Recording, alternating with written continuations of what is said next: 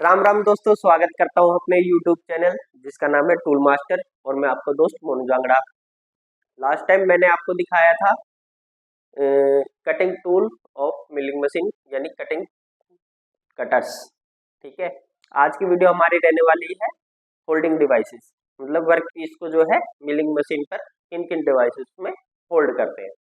तो वीडियो को स्टार्ट करने से पहले मैं आपसे रिक्वेस्ट करना चाहूँगा, अगर आप मेरे चैनल पे नए हैं तो चैनल को सब्सक्राइब कर लें और बेल आइकन को ऑन कर लें ताकि आने वाली वीडियो की नोटिफिकेशन आपको मिलती रहे और आप वीडियो को देख सकें।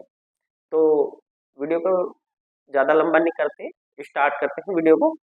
तो आ जाते हैं बोर्ड पर। Work piece holding devices for milling machine. ठीक है, यह हमारा आज का टॉपिक है और कुछ डिवाइसेस मैंने यहाँ पर लिख दी है, उनका कुछ डायग्राम बनाया है, तो उसको मैं समझाता हूँ कि कैसे वो वर्क करते हैं और क्या क्या चीज़ें। पहले हमारे डिवाइस है वाइस। वाइस जो है हमारी जो है एक ऐसी डिवाइस है जिसमें हम यहाँ पर वर्क पीस को रखते हैं और हैंडल से टाइट कर देते हैं। ये भी कई टाइप की आती है।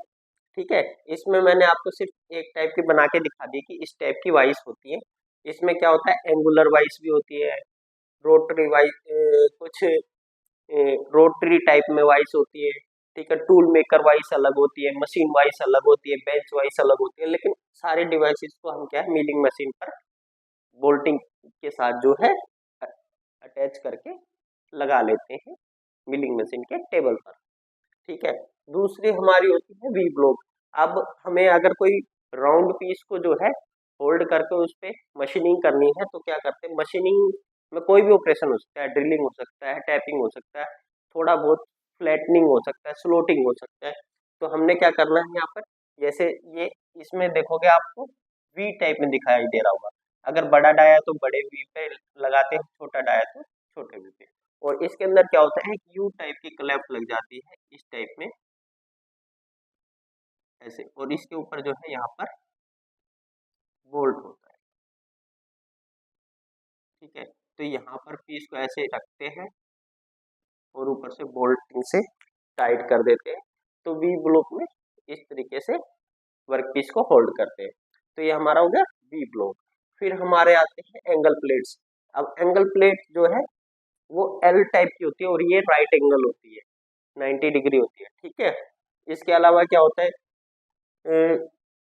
कुछ एंगल्स की भी आती है, जैसे 30 डिग्री की भी लेनी है तो 30 डिग्री की एंगल प्लेट आपको मिलेगी, 60 डिग्री की लेनी है तो 60 डिग्री की एंगल प्लेट आपको मिलेगी, 45 की डिग्री में आपको लेनी है तो 45 की डिग्री में भी आपको एंगल प्लेट मिल जाती है। तो ये हमारी हो गई एंगल प्लेट। एंगल प्लेट में क्या होता है, यहाँ पर जो है स्लॉट्स बने होते हैं। अब इसके दोनों फेस पे बने होते हैं, इस फेस पर भी और बॉटम फेस पे भी। इसको क्या करते हैं, हम मिलिंग मशीन में बेड पर फोल्ड किया और उसके बाद जो है वर्क पीस को यहाँ लगाकर यहाँ पर बोल्टिंग से या किसी क्लैंप से हम वर्क पीस को होल्ड कर लेते हैं। फिर हमारे आते हैं क्लैंप। अब क्लैंप में क्या होता है, स्टेप क्लैंप भी होता है। स्टेप क्लैंप में ऐसे होगा कि स्टेप बने होंगे और एक पैरेलल क्लैंप रख के टी बोल्ट से इसको वर्क पीस को होल्ड कर लेते हैं। फिर सी क्लैंप भी होते हैं। सी क्लैंप जो है दिखने में कैसा होता है, कुछ ऐसा होता है जी टाइप का।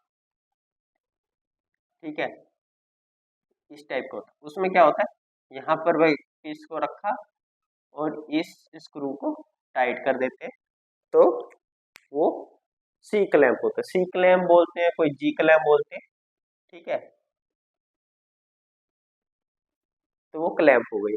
फिर होता है कि यू क्लैंप। यू क्लैंप आप नाम से ही समझ गए, यू शेप में आपको दिखाई देगा और टी बोल्ट वगैरह से जो है उसको होल्ड करते हैं। इसके अलावा जो है एक और क्लैंप आती है पैरेलल क्लैंप, लेकिन वो क्लैंप्स कहाँ यूज करते हैं हम, वो ग्राइंडिंग में यूज करते हैं, वो मैंने इसलिए इसमें लिखा नहीं है। ठीक है, पैरेलल क्लैंप कैसी होती है, कैसे बनाते हैं, उसके लिए भी मैं आगे आपको सिखाऊंगा। ठीक है, फिर आते हैं हमारे डिवाइडिंग हेड। डिवाइडिंग हेड क्या होता है, इसमें एक चक लगा हो रहता है। ठीक है, थ्री जो चक्र लगा होता है, राउंड पीस को उसमें होल्ड किया और हैंडल से हम इसको रोटेट करेंगे तो क्या है, हमारा चक रोटेट करेगा। अब डिवाइडिंग हेड में हम क्या करते हैं, राउंड पीस पर जो है अलग अलग शेप्स काटनी हो, जैसे हमने हेक्सागन काटना हो, ठीक है, ये हेक्सागन काटना हो या ट्रायंगल काटना हो या स्क्वायर काटना हो, ठीक है।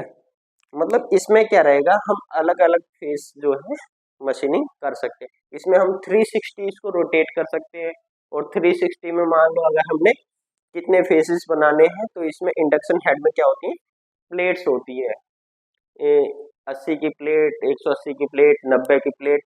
तो उस हिसाब से क्या है, होल में हम सेट करते रहेंगे और उतना ही रोटेट इसको करते रहेंगे, ठीक है। चक मूव करेगा, उसके बाद हमने मशीन करनी है। इंडक्शन हेड जो डिवाइडिंग हेड है या इंडक्शन हेड होता है, इसमें जो है राउंड पीस पे ही ज्यादा वर्क करते हैं, ठीक है। और इसमें थ्री जो चक लगा रहता है, थ्री जो भी हो सकता है, फोर जो भी लगा सकते हैं, लेकिन ज्यादातर जो थ्री जो लगा रहता है, क्योंकि राउंड पीस पर भी ही हमको ज्यादातर इंडक्शन हेड पे काम करना होता है। डिवाइडिंग हेड, इंडक्शन हेड, जो भी इसको बोलते हैं, ठीक है। फिर आती है हमारी रोटरी टेबल। अब रोटरी टेबल में क्या है, सेम काम वही होने वाला है, लेकिन इस पर जो है हम स्क्वायर पीस भी बांध सकते हैं। जैसे यहाँ पर आप स्लॉट्स देख रहे होंगे, इस पर जो भी टाइप का वर्क पीस होगा हम इस पे रखेंगे, और क्लैंप्स की हेल्प से जो है, टी बोल्ट की हेल्प से जो है वर्क पीस को इस पे होल्ड कर लेते हैं। और ये जो है हैंडल है, हैंडल को भी जैसे ही हम रोटेट करेंगे, तो यहाँ पर जो है डिग्री लिखी होती है कि हमें कितनी डिग्री रोटेट करने के बाद जो है वर्कर में, तो यहाँ पर डिग्री लिखी रहती है। हैंडल को मूव करते हैं और ये रोटरी टेबल जो है रोटेट करने लगती है, और जो भी एंगल हमें चाहिए उस एंगल के बाद जो है हम मशीनिंग स्टार्ट कर लेते हैं, ठीक है। तो ये हमारी होगी रोटरी टेबल। रोटरी टेबल का भी आपको समझ में आ गया होगा।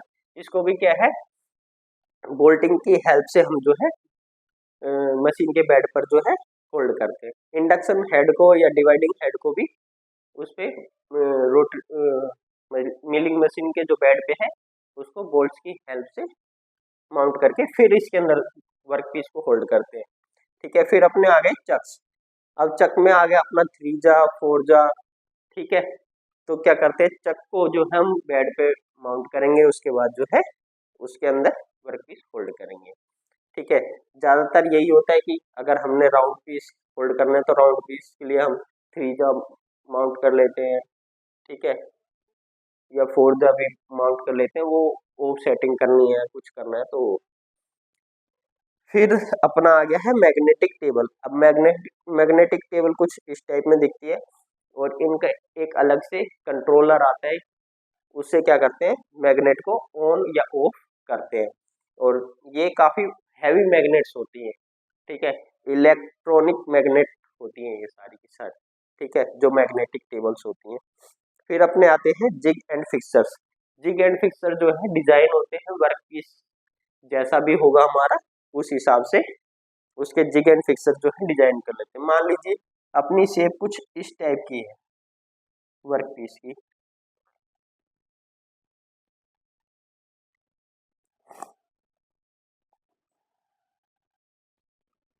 ठीक है, और हमें ये पीस जो है होल्ड करना है मिलिंग मशीन पर।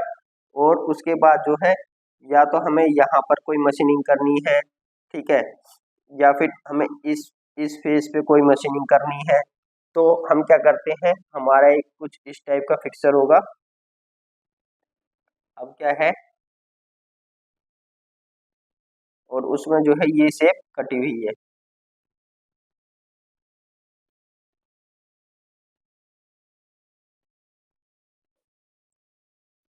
ठीक है।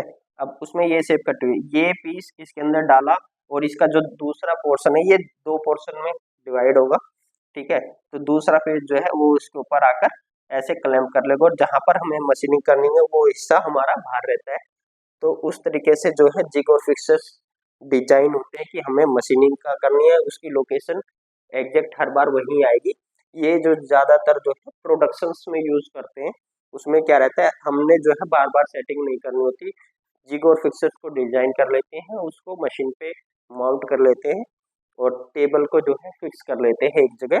फिर क्या रहता है, हम सिर्फ जिग या फिक्सर्स को ओपन करते हैं, उसके अंदर पार्ट लगाते हैं, और जो है हमारी मशीनिंग स्टार्ट हो जाती है।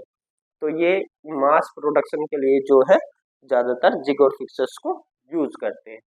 आशा करता हूँ वीडियो आपको अच्छी लगी होगी, इन्फॉर्मेशन काफ़ी यूज़फुल रहेगी आपके लिए।